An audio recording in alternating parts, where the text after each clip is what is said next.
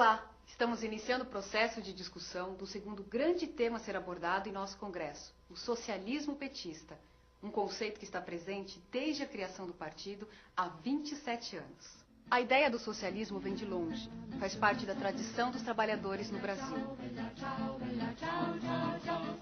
As primeiras associações operárias do século XX já defendiam ideias socialistas, lutando por salários, direitos e vida digna. O pensamento e a prática socialistas estiveram presentes nos últimos 100 anos, nas lutas sociais e políticas, na obra de artistas plásticos, músicos, escritores, arquitetos, acadêmicos e pensadores. O socialismo tornou-se uma referência para milhões de pessoas, identificado como uma sociedade mais justa e fraterna.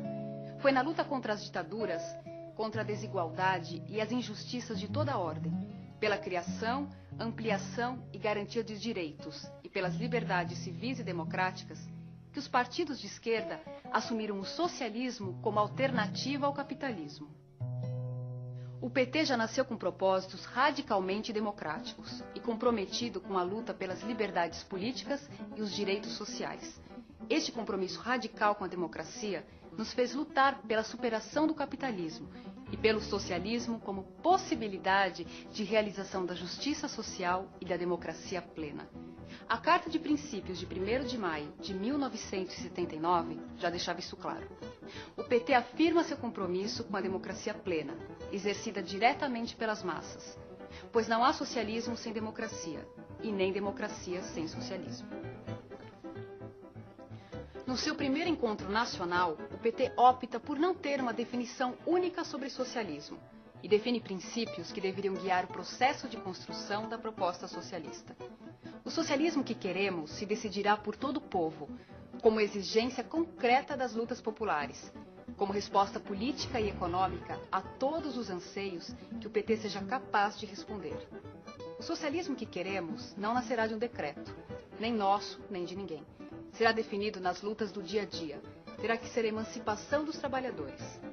A libertação dos trabalhadores será a obra dos próprios trabalhadores. No 5º Encontro Nacional, realizado em 1987, o PT aperfeiçoou as formulações acerca do socialismo. Realizou uma análise detalhada do capitalismo brasileiro e as relações entre as classes sociais no país, indicando a importância de luta pela hegemonia. Para extinguir o capitalismo e iniciar a construção do socialismo, é necessário, em primeiro lugar, realizar uma mudança política radical. Os trabalhadores precisam transformar-se em classe hegemônica e dominante no poder de Estado. Não há qualquer exemplo histórico de uma classe que tenha transformado a sociedade sem colocar o poder político, Estado, a seu serviço. O PT rejeita o socialismo burocrático e a ideia do Partido Único, mantendo o entendimento da luta por hegemonia política. Quando falamos que o socialismo e o poder se constroem na luta cotidiana, estamos nos referindo ao fato de que muitas das formas econômicas, sociais e políticas da nova sociedade surgirão das experiências de luta da classe contra o capitalismo. O 7º Encontro Nacional ocorre depois da entusiasmante campanha de 89, nos marcos de uma intensa ofensiva neoliberal no Brasil e no mundo.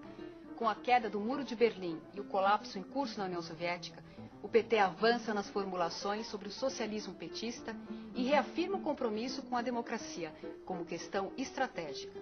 Realiza uma profunda crítica ao capitalismo, à social-democracia e ao socialismo burocrático.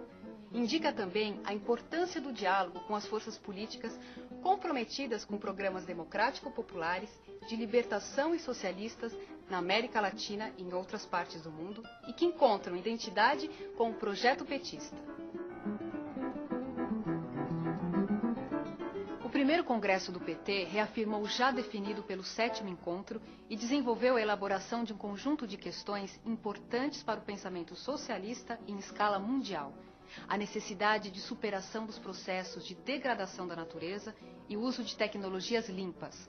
A crítica à globalização e aos processos de reestruturação produtiva.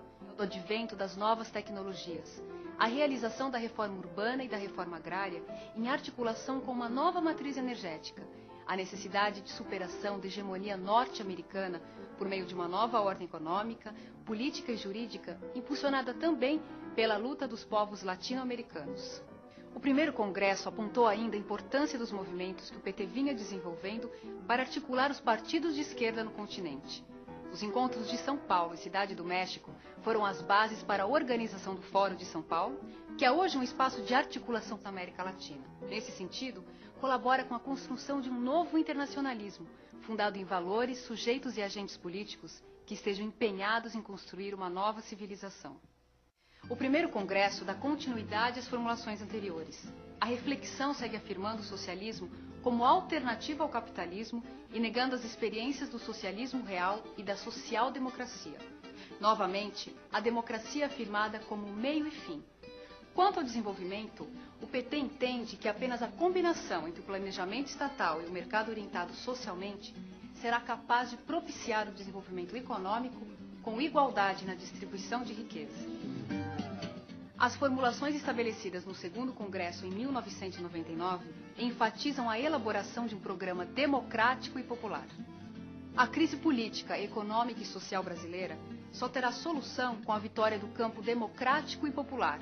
Trata-se agora de impor, na disputa eleitoral, uma derrota às elites, abrindo no país uma alternativa de governo democrático e popular. A realização de reformas profundas na sociedade brasileira implica quebrar ou limitar o poder de grupos dominantes. Esse processo, por sua radicalidade, é parte de uma revolução democrática. Sabemos que não basta chegar ao governo para mudar a sociedade. É necessário também mudar a sociedade para chegar ao governo. Sob essa orientação política, realizamos o combate ao neoliberalismo e o esforço pela execução do programa democrático e popular nas experiências de governos municipais e estaduais, nos parlamentos e na luta social. Durante os anos 90, no Brasil e na América Latina, o neoliberalismo enfrentou cerrada oposição da esquerda. A criação do Fórum de São Paulo em 1990, a realização dos Fóruns Sociais Mundiais, a luta contra a ALCA e a criação da Aliança Social Continental são alguns marcos nesta luta de resistência.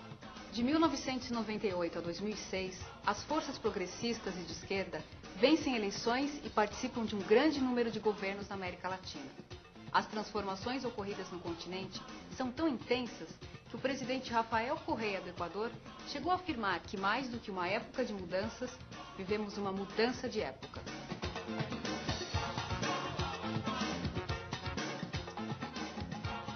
A existência de vários governos progressistas na América Latina atualiza a necessidade de discutir as alternativas ao capitalismo em escala mundial. Por essa razão, retomar o debate sobre o socialismo petista é um dos grandes desafios do terceiro congresso e se insere no esforço maior de formulação da esquerda. Essa tarefa deve mobilizar as energias libertárias disponíveis em nossa sociedade, no continente e em todo o mundo.